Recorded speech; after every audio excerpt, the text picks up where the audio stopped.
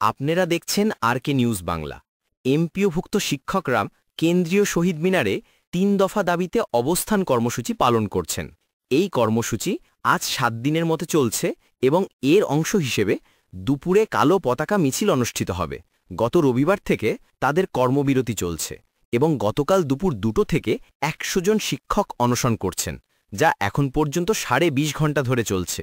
শিক্ষকদের ৩টি প্রধান দাবি হল মূল বেতনের ২০% বাড়ি ভাড়া, ১৫০০ টাকা স্বাস্থ্য ভাতা এবং ৭৫% উৎসব ভাতা। শিক্ষকরা জানিয়েছেন যে সরকার তাদের দাবি পূরণে কোনো পদক্ষেপ নেয়নি।